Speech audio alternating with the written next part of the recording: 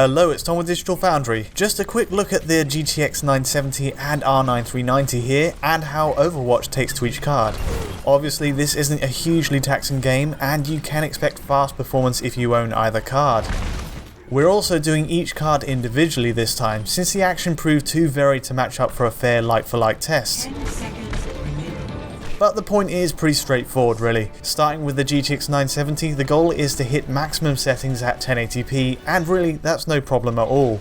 In fact, if you have a GTX 970, it's all a bit overkill for targeting a straight 60 FPS. The range is between 80 to 110 frames per second, and it barely dips under that, which is great news. If you're running Overwatch on a 60Hz refresh monitor, you're definitely assured a solid smooth experience.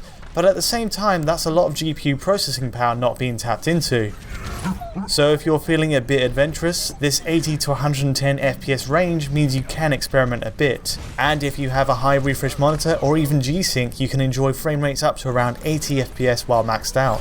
Alternatively, you could spend this excess processing power on image quality instead. Bumping the resolution to 1440p on the GTX 970 basically lowers all performance here by 20 frames per second on average, meaning the range becomes 60 to 90 FPS overall. The GTX 970 can definitely handle it, but at max settings 1440p makes it prone to occasional dips below 60 FPS, so it's not squeaky clean. These 1080p results at least give you the comfort zone to prevent any visible drops though. So let's move on to the AMD corner, and the R9 390 is very similar. In this case we're recording an overall range of 75 to 105 FPS, just a bit lower on average than the GTX 970.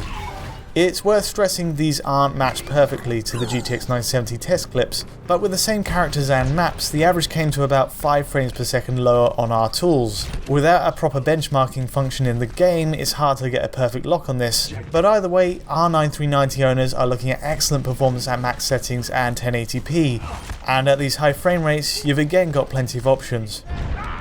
1440p monitor users and even those with FreeSync enabled panels will be able to see the full extent of the R9 390's performance, but otherwise you can cap at 60 FPS and each game will be rock solid.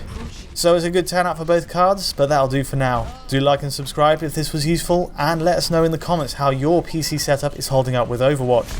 Until next time though, thanks for watching.